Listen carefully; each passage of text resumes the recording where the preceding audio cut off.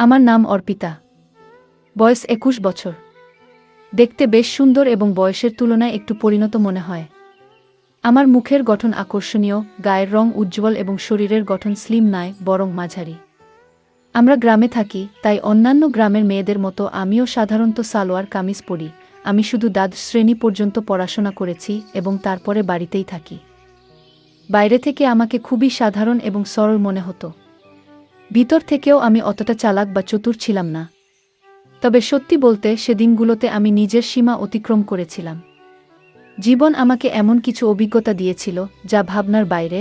আমি অনেক দিন আগে একটি অভিজ্ঞতার মুখোমুখি হয়েছিলাম যা আমার মনে এখনও গভীর ছাপ রেখে গেছে। ঈশান ভাইয়ার সঙ্গে আমার পরিচয় এমন এক সময় হয়েছিল যখন আমার জীবনে অনেক একাকিত্ব ছিল। ওর সঙ্গে সময় কাটানো আমার কাছে খুব ভালো লাগত। ঈশান ভাইজা সবসময় আমার প্রতি খুব যত্নশীল ছিল, আর তার উপস্থিতি আমার মনকে হালকা করে তুলত। প্রথম দিকে যখন ওর সাথে সময় কাটাতাম তখন শরীরে যেন একটু বাড়তি চাপ অনুভব করতাম। মনে হতো যেন একটু বিশ্রামের দরকার। কিন্তু ধীরে ধীরে সবকিছু স্বাভাবিক হয়ে আসতে লাগল। সময়ের সঙ্গে সঙ্গে আমাদের মধ্যে এমন একটি রুটিন তৈরি হয়ে গেল যে সুযোগ পেলেই আমরা একসঙ্গে সময় কাটানোর জন্য উন্মুখ হয়ে থাকতাম। তবে বাড়িতে অন্য কেউ থাকলে আমাদের একটু ভয় লাগত যদি কেউ দেখে ফেলে। কিন্তু কেউ আমাদের সম্পর্কে কিছু সন্দেহ করত না, কারণ ঈশান ভাইজা সবসময় আমাকে দিদি বলে ডাকত। আসলে আমি বয়সে তার থেকে ১-২ বছরের বড় ছিলাম। তাছাড়া তখন শীতকাল ছিল, তাই সবাই ঘরে নিজেদের কাজে ব্যস্ত থাকত। আর ঈশান আমার মামাতো ভাই। রাতে সবাই নিজ নিজ ঘরে ঘুমাতে চলে গিয়েছিল। আমি এবং ঈশান ভাই আলাদা ঘরে ঘুমাতাম। একদিন রাতে দরজা বন্ধ করে ঘুমানোর পর হঠাৎ একটি ঘটনা ঘটে যা আমার জীবনে ভিন্ন একটি অভিজ্ঞতা এনে দিয়েছিল। তখন আমাদের বাড়ির এক সদস্য, আমার মাম, অনেক বেশি অসুস্থ হয়ে পড়েছিলেন। সেই কারণে আম্মু এবং আমি তাকে দেখতে তাদের বাড়িতে যাই। আমাদের নিয়ে আসার জন্য ঈশান ভাই গাড়ি নিয়ে এসেছিল। প্রথমেই সে এসে আম্মুর পা ছুঁয়ে সালাম করল। তারপর আমাকে দেখে অবাক হয়ে বলল, আপনি তো অনেক বড় হয়ে গেছেন। গাড়িতে করে আমরা বাসায় ফিরছিলাম। তখন সন্ধ্যা ৭টা বাজে। আমরা দেরি করেই রওনা দিয়েছিলাম, তাই সময় লেগেছিল। বাড়ি পৌঁছে দেখি মামা রান্না করছেন আর মাম বিছানায় শুয়ে আছেন। আম্মু রান্নাঘরে ঢুকে মামাকে বকতে লাগলেন, যখন এত সমস্যা ছিল তখন আমাকে আগেই জানালে ভালো হতো। এত কষ্ট করার কি দরকার ছিল? আম্মু রান্না করতে লাগলেন আর আমি মামিকে দেখে তার পাশে বসে পড়লাম। মামও আমাকে দেখে বেশ খুশি হলেন, কিন্তু তার শারীরিক অবস্থা খুবই খারাপ ছিল।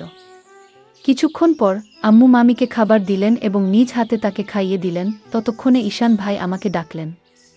আমি তার দিকে তাকিয়ে জানতে চাইলাম কি হয়েছে।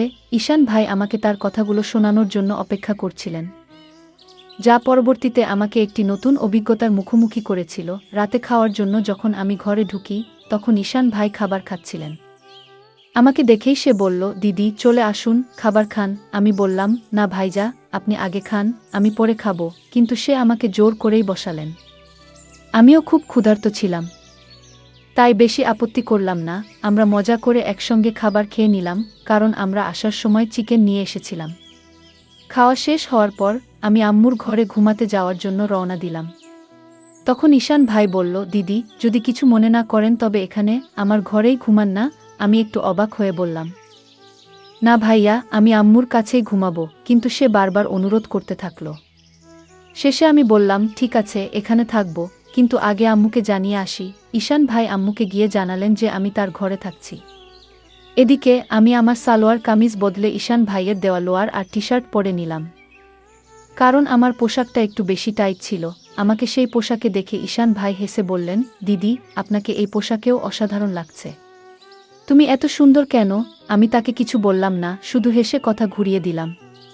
এরপর আমি গায়ে চাদর দিয়ে বিছানায় বসে পড়লাম আর ঈশান ভাই নিজের চারপাইতে শোয়ার ব্যবস্থা করতে লাগলেন। তখন আমি বললাম, ভাইজান, বিছানাতেই ঘুমিয়ে পড়ুন, এখানে অনেক জায়গা রয়েছে। খাওয়া দাওয়ার পর ঈশান ভাইও চাদরের মধ্যে এসে বসে পড়লেন। ঈশান ভাই ছিলেন খুবই হাসি খুশি এবং মজার মানুষ।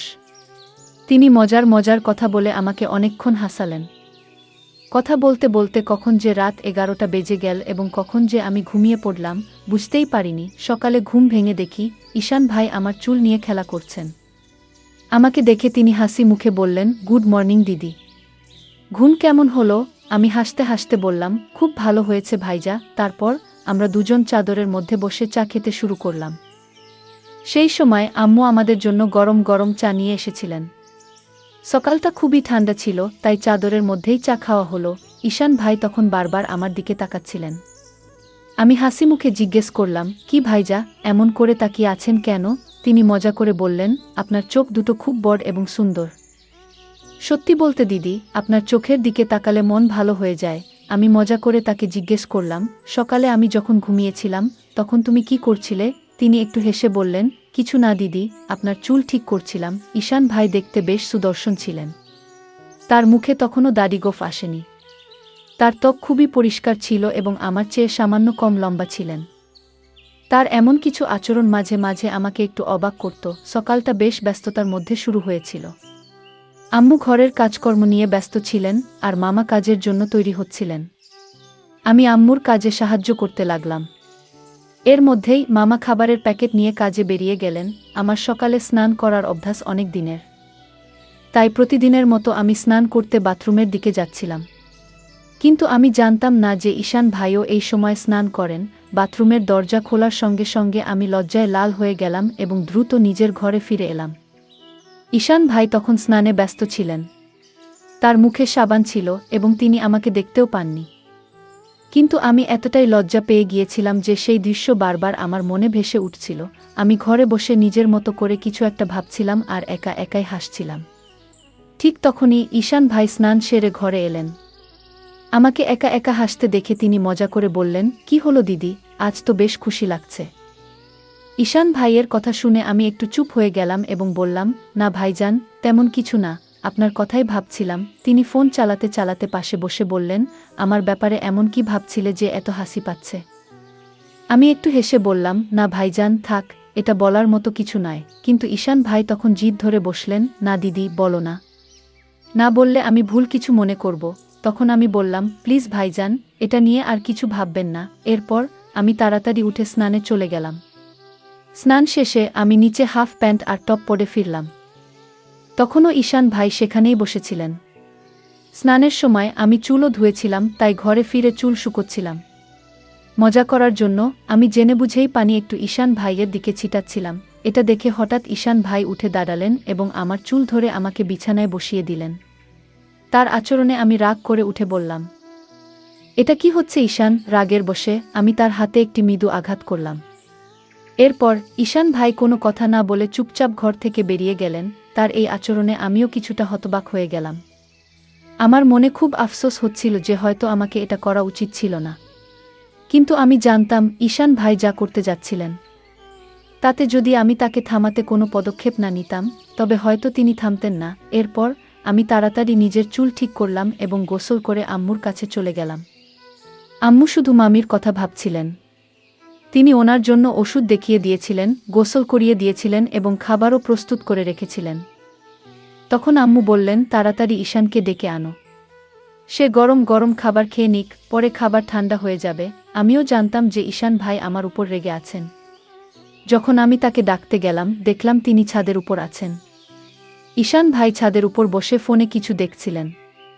আমি পেছন থেকে ডাক দিলাম, ভাইয়া, নিচে চলে আসো। আম্মু খাবারের জন্য ডাকছেন, কিন্তু তিনি কোনো উত্তর দিলেন না। তখন আমি আরও কাছে গিয়ে তার কাছে সরি বলতে লাগলাম, ভাইজা, দয়া করে আমাকে ক্ষমা করে দাও। রাগের মাথায় এমনটা করে ফেলেছি। তবু তিনি চুপ করে থাকলেন এবং আমাকে উপেক্ষা করতে লাগলেন। আমি আরও কাছে গিয়ে তার হাত ধরে বললাম, ভাইজা, ভুলটা শুধু আমার নয়, তোমারও। তুমি আমার চুল এত জোরে টেনে ধরেছিলে, তাই আমার রাগ উঠে গিয়েছিল। এতে এত রেগে থাকার কি হলো? প্লিজ রাগ ভেঙে ফেলো। এটা শুনে ঈশান ভাই রাগ করে তার হাত সরিয়ে উঠে দাঁড়ালেন। আমার চোখে পানি এসে গেল। আমি প্রায় কান্নার স্বরে বললাম, ভাইজা, প্লিজ এতটাও রাগ করো না। যদি সেই চড়ের কথাই হয় তাহলে একটা নয়, আমাকে দুটো চড় মেরে দাও। কিন্তু এমন চুপচাপ থেকো না। আমার চোখে পানি দেখে তিনি ধীরে ধীরে বললেন, আচ্ছা ঠিক আছে, কেঁদো না। তুমি কাঁদলে মোটেও ভালো লাগবে না। কিন্তু তোমার হাত তোলাটা ঠিক হয়নি। ঠিক আছে, এবার চলো খাবার খাই। আমি আবার বললাম, তুমি আগে বলো যে তুমি আমাকে মাফ করে দিয়েছ। ভাইজা হেসে বললেন, এই যে, এবার থামো।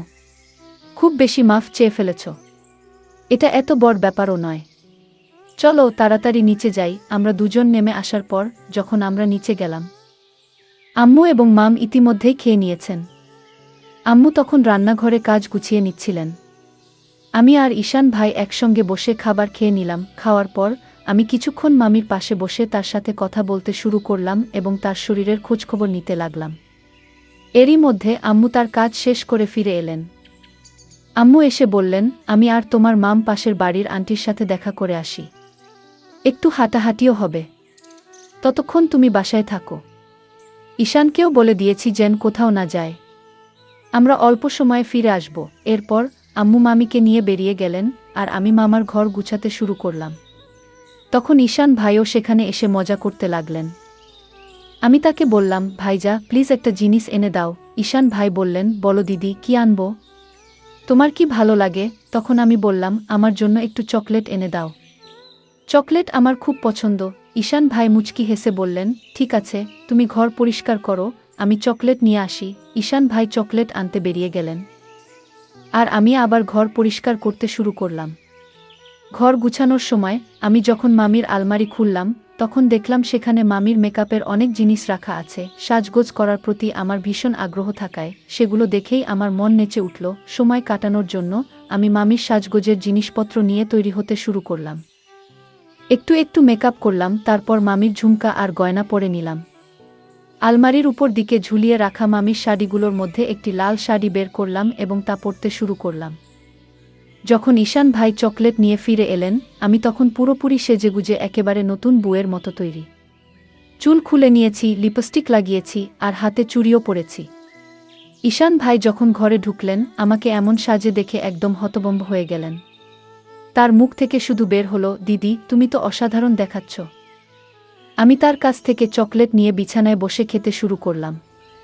ঈশান ভাইও পাশে বসে গেলেন আর তার চোখ আমার উপর থেকে সরছিল না। তখন আমি বললাম, ভাইজা এত তাকিয়ে থেকো না, এতে আমি অস্বস্তি বোধ করছি। ঈশান ভাই হেসে বললেন, কি করব দিদি, তোমার উপর থেকে চোখ সরানোর মনই হচ্ছে না। তুমি শাড়িতে এত সুন্দর দেখাচ্ছ যে মনে হচ্ছে যেন সত্যি কোনো পরী। এরপর মজা করে বললেন, মন চাইছে তোমাকে বউ বানিয়ে ফেলি। আমি বুঝতে পারছিলাম সে মুহূর্তে তার মনে কি চলছিল, কিন্তু আমি হালকা হাসি দিয়ে বিষয়টি অন্যদিকে ঘুরিয়ে দিলাম। আমি মজা করে ঈশান ভাইকে বললাম, তাহলে আর থেমে কেন? বলো, আমাকে স্ত্রী বানিয়ে কি করবে? ঈশান ভাই একটু হেসে বললেন, থাক দিদি, জানি তুমি ইচ্ছে করেই ভান করছো। আমি তখন বললাম, তুমি কি তাহলে তোমার দিদিরই সুযোগ নিতে চাও? জানো, যদি আম্মু জানেন বা মামা জানতে পারেন আমাদের কি অবস্থা হবে? ভাইয়া বললেন, দিদি এত ভাবনার কিছু নেই, আমরা তো ঘরেই আছি আর কেউ জানতে পারবে না। তুমি শুধু একটা বার হ্যাঁ বলো, আমি সব সামলে নেব। আমি মুচকি হেসে বললাম, তাহলে আগে বলো, তুমি কি আমার এই শাড়ি দেখে এত কথা বলছো, নাকি আগে থেকেই এমন ভাবনা ছিল? ঈশান ভাই হেসে বললেন, সত্যি বলতে তুমি যখন এসেছো তখন থেকেই মনে হচ্ছিল তুমি যদি একবার রাজি হও সব সহজ হয়ে যাবে। আমি মজা করে বললাম, ঠিক আছে, যখন তুমি চাও আমি তোমার কথা শুনি। তাহলে তোমার দায়িত্ব ভালো করে পালন করো। এই কথায় ভাইয়া খুব খুশি হয়ে বলল, ধন্যবাদ দিদি, জানতাম তুমি আমাকে না করবে না, তুমি সত্যিই সেরা। আমি বললাম, থামো তো, এত প্রশংসা করার দরকার নেই, আর সন্ধ্যায় আমার জন্য চকলেট আনতে ভুলবে না। ভাইজা বলল, ঠিক আছে দিদি, যা চাইবে সব আনবো, একটু অপেক্ষা করো। ঈশান ভাই বেরিয়ে যাওয়ার পর আমি একটু অস্বস্তি অনুভব করলাম। যখন তিনি ফিরে এলেন, আমি বললাম, ভাইজা এই মুহূর্তে আমার একটু অসুবিধা হচ্ছে, সন্ধ্যায় এ বিষয়ে কথা বলবো, আর এখন আমাকে সময় দাও, ঠিক আছে? কিন্তু ঈশান ভাই আমার কথায় থামল না। সে শান্ত গলায় বলল, দিদি এত ভাবছ কেন? ভয় পাওয়ার কিছু নেই, সব ঠিক থাকবে। তবে যদি তোমার অস্বস্তি হয়। আমি মুচকি হেসে বললাম, অস্বস্তি হলে তুমি চোখ বন্ধ করে নিতে পারো, তাই না? আমিও চোখ বন্ধ করলাম। সেই মুহূর্তে ঈশান ভাই কিছু বলতে যাচ্ছিল, কিন্তু ঠিক তখনই দরজায় হঠাৎ করাঘাতের শব্দ হলো। আমরা দুজনেই থমকে গেলাম। কিছুক্ষণ পর বাইরে থেকে আম্মুর গলা শোনা গেল, কেউ কি ঘরে আছো? দরজা খুলবে না? আমি সঙ্গে সঙ্গে বিছানা থেকে উঠে দাঁড়ালাম, কারণ আমি শাড়ি পরে পুরো সাজগোজ করেছিলাম আর উপরে ছিলাম মামির ঘরে। ঈশান ভাইয়েরও মেজাজ পুরো নষ্ট হয়ে গেল, কিন্তু ভাইয়ার মুখ দেখে আমার ভেতরে ভেতরে হাসি পেয়ে যাচ্ছিল।